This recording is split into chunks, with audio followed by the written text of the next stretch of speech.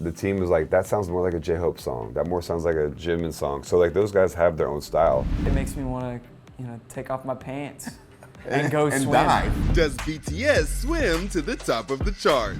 BTS is back and we got Diplo here to talk all about it, and Sanchez is here to discuss love, love, love. Let's start by jumping into the charts. This is the Billboard Hot 100 Top 10 for the week dated April 4th. Folded is back in the top 10. Come pick up your clothes. The Fate of Ophelia slips to 9. Save my heart from the fate of Ophelia. Happening out with something like Pink Panthers, they're just like, well, I love what she does. I love her like vibe. And Zara too, she's like a big comeback story because I feel like her story was like, I did this thing with the label forever and I want to do it myself, and people want to be like, let's see what you got. And she like did it, She's also Swedish, so it just helps because they're just the best at every kind of like songwriting. Stateside falls to 8. What can I do? I'm trying to be the love that you're talking to. That's numbers 10 through 8, and as you can see, we got Diplo here to give us his thoughts. I'll give it to you guys in New York. Diplo, thank you so much for being with us today. Thanks for having me. This is awesome. So I guess to kick things off, we have to talk about BTS and their new #1 album, ARIRANG. It's #1 on the Billboard 200. Obviously, their track "Swim" is really taking off. You are all over this album. You produced a lot of it. You wrote a lot of it. What was your experience like working with them? The boys, I was in Conway Studios with them for about 2 months, in and out in LA, but we did a lot of prep work. We did a lot of music for them, almost like 80 tracks to kind of whittle down, and then just working with the personalities, figuring out what the idea was for them to come back, and I'm telling you, they're very hands-on. Really? Like, I think every artist has a writing credit. I think RM has credit on every song, but they wrote basically a piece of every record on the record. They had like their ideas and their concepts, and had a big list of who they wanted to work with, and different sounds, and some was very surprising to me. There was no like huge, typical pop producers, Brian Tedder and Mike Will, but like, they really wanted El Guincho, they really wanted Dougie F, they wanted JPEG Mafia, which was very like, whoa. And Flume, I saw. Flume as well, yeah. So they had a lot of ideas, and I think one of my jobs was just kind of like figure out how to make all of it work. It must be overwhelming starting with like 80 songs and having to boil it down to... No, I think I wrote 80 ideas that were bad. Yeah. And then I came in there, and then they had like, stronger ideas, and we worked ideas and started all new songs. Wow, how exciting. Yeah. Well, you mentioned this, and we were kind of talking about this earlier before you came, but working with 7 members, it's a lot of ideas, it's a lot of energy. Yeah. I'd love to know a little bit about your experience working with them, and maybe tell us about a memory where kind of like everyone was in it, and maybe one person was like, actually I have an idea. Like, I'd love to hear more about those moments in Conway Studio.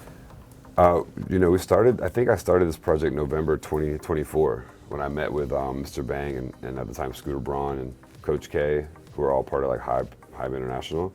And they were like, hey, do you want to help kind of be creative on this record and think of how we can make something to come back and be just literally unique? Because everybody's gonna expect Butter and Dynamite and those big records that they do. But before that, if you're like a real BTS fan, they were very rap oriented and very cutting edge. K-pop's always been super cutting edge with production. And it's because it has a different vision. They're coming from Korea, and they're like taking pieces of culture that they like in this and that, and putting like a pastiche together, and it became kind of like a language of all music these days. It's very big and it's very immediate. And I think when they came back together, they were gone for 4 years, and they lived like lives for real. They were in the army, and they were on their own doing solo records and living. I'm not sure what their life was like before the army, but they were a really tight-knit group, and they had probably the biggest fan base on earth. So when they came back, they're like, we can't just do what people expect, and we're grown men, and we want to do something very unique. And I think the whole team at Hybe sort of had this vision of what ARIRANG was, and I didn't understand exactly the song, and as I saw the rollout, I started to really understand what ARIRANG was and the story behind it, and I was like, wow, this is powerful. It's very big. I see all these TikToks and Twitters and Instagram stories now about what it means to Korean people and Korean Americans and Koreans in general, and I think they really came back with like, we are who we are, because people have all these opinions. They're so huge, that everybody has an opinion about them, but they were like, we want to do what we want to do, and we want to also give people like every kind of music that we love. And that's the hard part of being a producer, is to make that make sense. But each guy was like, this is what I'm good at. You know, Suga was in it with the guitar every day, playing guitar. Jungkook leans more R&B and dance, and RM, you know, probably the best English speaker, so he's like very much in the mix, telling us like exactly what they love, what they're into. Maybe all the guys together was probably like fire. When we were making that, they all kind of come in because they hear music they can dance to. Everything big is fire. She wanna dance on fire. And all that album isn't dance oriented, but they dance like they're perfect. So they want to dance, they want to make records that they can do live. That's kind of like their vision, because they're playing 5 million stadium shows this year. So I think that they know exactly what works, what their fans like. And I think their fans will follow them anywhere because they're really good at what they do. Yeah, maybe one of the moments that sticks out for me is when we made Into the Sun. I got there kind of late, and it was Tyler Johnson like playing guitar, and it was just Jimin. And Tyler Johnson's very unique. You know, he just did Harry Styles, but he's also kind of like indie. Comes from everywhere, from the Jeff Basker world. And he was playing this guitar line, and then Jimin was just like singing with this weird distortion on, and we're just like, this is perfect. This is kind of like a hook. And then we just tracked that, and then me and Tizo and Cayenne and Jimin and D kind of worked on this idea, like what can the song be about, and then that's probably the fastest song that happened. It was like in like 20 minutes. What's your history with K-pop in particular, since as a producer you probably saw on the cutting edge of it? When did you first get into it? Who are some of the artists that really got you inspired to that, and what are you learning from that culture that, you know, has helped your own career? Gangnam Style came out. That was like, this is crazy. Like Yeah. that was the biggest record maybe that's the biggest record.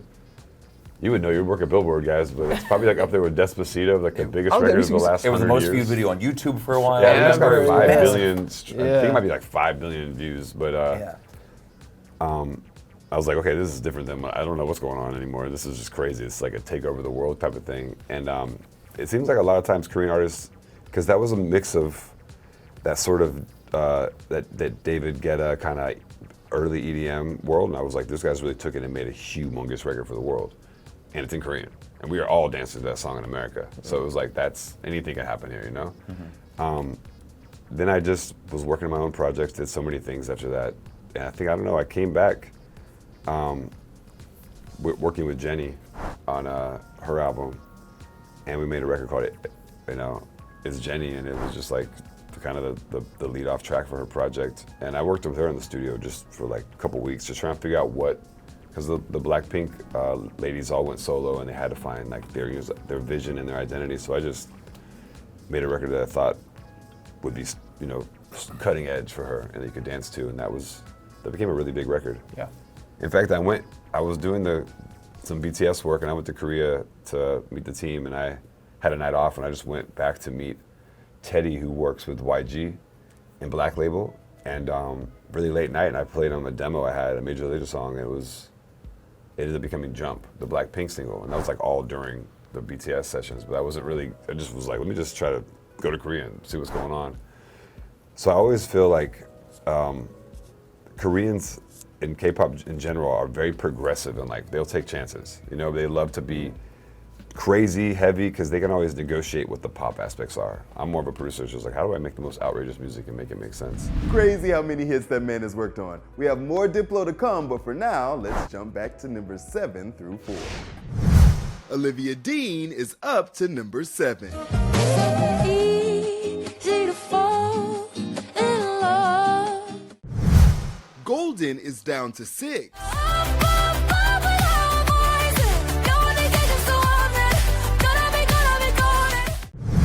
As is Ordinary to number 5. The ordinary, I want you laying me down to the dead and buried. And I Just Might to 4.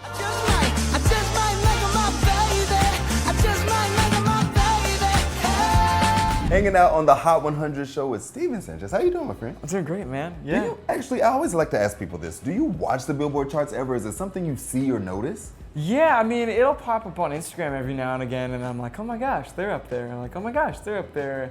I think we were up there maybe once, I don't know.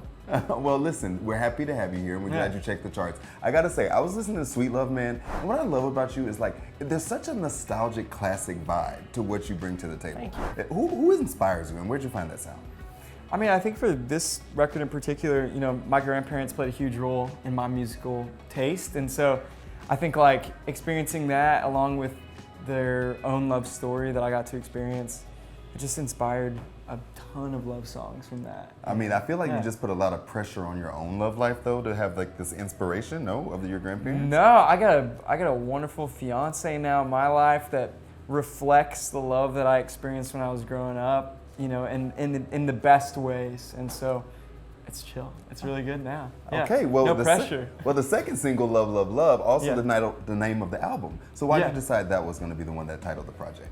It just felt like it embodied a different kind of love for me. You know, I feel like with a lot of the records that we've put out before, it's all just very relational, love driven, and I feel like this is more about, you know, loving your neighbor and like loving people in the world around you rather than just like, you know, base everything on a feeling all the time, but making love a choice in the world as well as in a relationship again and placing value back on that.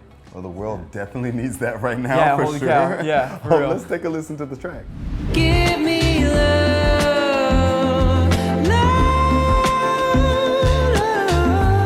Absolutely love the track, man. Thank And you. also, you're going to be taking it on the road. I love that you did North America already, but Yeah. the UK, Europe, man, are you excited to go over there? Yeah, I'm stoked. Yeah, we haven't gotten to go over there in a little bit of time, and I love playing shows there. It feels like the culture is really nice, just because, yeah, it's just so alive. Everyone's out and about. They're either at a brasserie in France having some wine, or you know, at a pub in the UK. So it'll be What's a good your time. favorite city, or like a city you haven't been to that you're excited to see over there? Ooh, I'm excited to go to Glasgow. I've never been there. What's Glasgow? the vibe there? Yeah. Glasgow? Glasgow? We're- Scotland? See, we're Nashville, Georgia. We don't know what we're I don't seeing. know. I don't know anything. But yeah, I'm excited to go there. Apparently they got good pubs and a good like chicken pie or something like that. Well, you're gonna have to give me your review on that when you get Yeah, back. I'm excited. It'll be really good. All right, man. And of course, you're here at the Hot 100 show, so we do got to talk about some of the tracks that we have on the Hot 100 this week. Yeah, cool. So Diplo's on the show today. He's talking about his track he worked on, Swim, with BTS. Have you Come on, gotten to check Diplo. out their new album? I've gotten to check out that song in particular, and it's cool. It makes me want to, you know, take off my pants and go And swim dive. and dive right into a pool. I would like to do that today. It's Yes. hot as crap. And Yeah, then also, yeah. man, I love that your vibe. I was talking about how classic it is. How do you feel about Olivia Dean? I love Olivia Dean. Yeah, she embodies like the side of music that I'm a big fan of, which is just making love this beautiful, valuable thing that's really wonderful connective tissue in the world. And yeah, I love it. It's awesome. It's great, Well, great dude, songs. Thanks for bringing the love to the Hot 100 show. We Yeah, really thank you for appreciate it, having man. me. Yeah. Let's jump back into the chart. Man I Need is in at number 3. I gotta know you're meant to be the man I need. Choosing Texas is at 2. Drinking Jack all by myself. He's choosing Texas, I can tell. I would never be able to predict nowadays what the number ones are going to be, and you probably agree, right? It's just kind of crazy, right? Yeah. What Ella Langley has though is like personality, and that's what matters the most. And if you have a personality, a story, like even like other country artists like Zach Bryan or Morgan Wallen, they have this personality that people want to gravitate to. If you're an artist that you want people to invest in you as a person, that is the best thing you can have. If you just have a fan base and people that are like, I want to go wherever you go. And OT7 grabs their 7th number 1. It's BTS with Swim. Swim, swim. Water falling off your skin. Swim. Congratulations, BTS. Let's send it back to New York to see how much knowledge they had in the studio. I'm curious, you know, having worked with particular BTS probably for the past 18 months or so in anticipation of this record, like what are some of the music, you know, influences of artists or albums that you kind of introduced to them during this session, and what kind of sounds did they introduce to you? Dude, they knew everything. They know about every freaking, I mean, Because I'm thinking you talking about like 3-6 and Trick Daddy and stuff. I'm like, you had to bring some of that. Are like, I mean, to be that big and to be so musical, because also they have to do so much training and dance. And I think, you know, JPEG Mafia was the thing that they really wanted more than anything. So we got them in there. We were like, we gotta get this record done, because they were such big fans of that.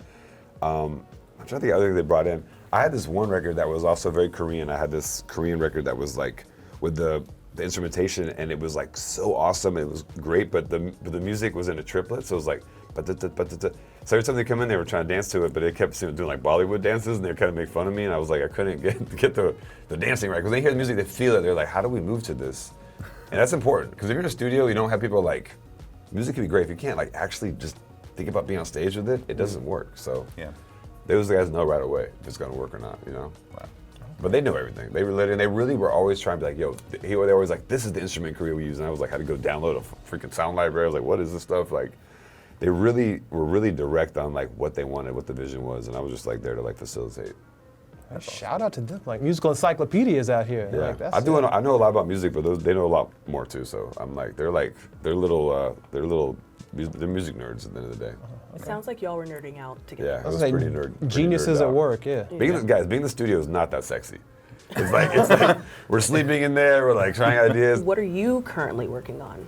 I'm making the next major Lazer album right now because we're doing Coachella on main stage on Sunday. So I'm wrapping that up, and I'm just super inspired by dancehall is kind of not at its best moment right now. So I'm not, because I think Afrobeat came in and just took over the whole Caribbean. Shakes and the Max, kind of a dancehall record, but Molly's from Ghana, so it feels like I'm trying to mix everybody together, but then also lean into like the punk aspect, like what Prodigy was, and like what, you know, early dancehall like Red Rat and Yellow Man, how like angry and crazy it was, even Cartel. Like there's just so much about Jamaican music that I love, and the fusion, because Jamaican music went to the world, you know? There wouldn't be dance, there wouldn't be drum and bass, there wouldn't be so many genres, there wouldn't be hip hop if it wasn't for dancehall and Jamaican music. So there's no rules, I'm really good at that. I'm a very lawless person. Yeah, That's where where I you'll am. be. I can't wait. I can't wait to hear it. That's I can't awesome. either. I will be at really good. Coachella. Really I will cool. be there. So be there at Just- 6 p.m. on Sunday before KLG. Just look for me. You heard it here Yeah. first. Okay. All right, well, we have to hit Tetris back in LA, who has a question Tetris. for you as well. Okay. Take it away, Tetris. Okay, Diplo, I loved on the live watching them debate about what songs they loved on the album. So how was it in the studio with everybody's opinions coming together? You know, a lot of songs we made for them, the team was like, that sounds more like a J-Hope song. That more sounds like a Jimin song. So like those guys have their own style. So a lot of the records didn't make it because they're too similar to what they do independently. So I think what the album sounds like is them together, like Voltron. So like a lot of records were, we were like, maybe that's more his song. Maybe it was his song. So the ones that we all chose were kind of like their songs. So that was kind of key. I didn't understand all their styles. But by the end of it, I did. But in the beginning, I didn't know like what really separates them as solo artists. A couple of them I did, but I don't know each. And by the end of it, they had like a real direct, like this is more my style. This is more our band style. By like week 30, we're in the studio. I remember Armin, we're like in the studio trying to think of like, what's the concept for this song? And he was just like, had his head in his hand. He was like, I just feel like I'm back in jail again. Like we're just here stuck in the studio. It's still wrecking records. I'm just like, what are we talking about? It's like we're back in the army. And I was like, he was like, so we started a record like, we're in jail. We just started trying anything at the end. It was kind of like the last little bits. And some records did make it in the end. We were kind of running out of ideas, but I mean, we were like I said, 80 songs deep at that point. But I think the first 2 weeks were like the best. We got like most of the record done then. Mike Will kind of came in there and gave us something we didn't have though. You know, he was really strong, and he just kind of came in with the phone. It's like, here's the beats, and then, you know, and those records are the hard ones. Those are like the kind of classic BTS records, the straight hip hop records. Thanks, Diplo. It was great having you, and congrats on all the success. We'll see you guys next time on the Hot 100 show. For Billboard News, I'm Tetris Kelly. If you want more Billboard, make sure you hit the subscribe button and ring the bell to be notified on all our latest videos.